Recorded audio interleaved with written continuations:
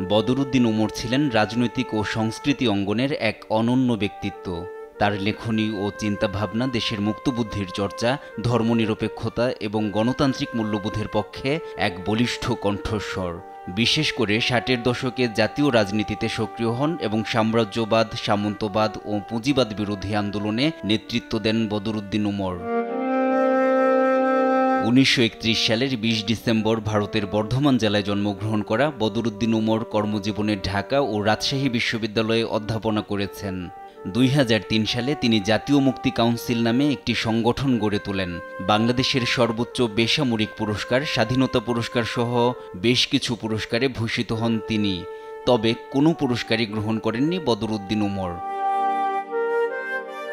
রোববার সকাল ১০টার পর রাজধানীর শ্যামলীর বাংলাদেশ স্পেশালাইজড হাসপাতালে তার মৃত্যু হয়।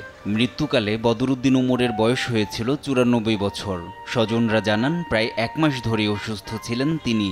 তার মৃত্যুর খবরে হাসপাতালে শেষবারের মতো দেখতে আসেন তার দীর্ঘদিনের সহকর্মী, সহযোদ্ধা ও শুভাকাঙ্ক্ষীরা। তাকে দেখে ১০টা ৫ মিনিট দিকে তার মৃত্যু তারা ঘোষণা করে। সর্বস্তরের জনগণের শ্রদ্ধা নিবেদনের জন্য সোমবার সকাল ১০টায় দেশবরেণ্য এই লেখকের মরদেহ নেওয়া হবে কেন্দ্রীয় শহীদ মিনারে। পরে জোরাইন কবরস্থানে বদরুদ্দিন উমরকে সমাহিত করা হবে। তিনি শ্রমজীবী মানুষের পক্ষে লড়াই করেছেন, তাদের সংগঠন গড়ে তুলেছেন। উমর ভাইকে অনেকে শুধু বুদ্ধিজীবী আকারে চেনেন, কিন্তু তিনি সারা বাংলাদেশে গ্রামগঞ্জে কৃষক সংগঠন গড়ে তুলেছেন। বিশিষ্ট এই লেখকের মৃত্যুতে শোক জানিয়েছেন প্রধান উপদেষ্টা ডক্টর মোহাম্মদ ইউনূস।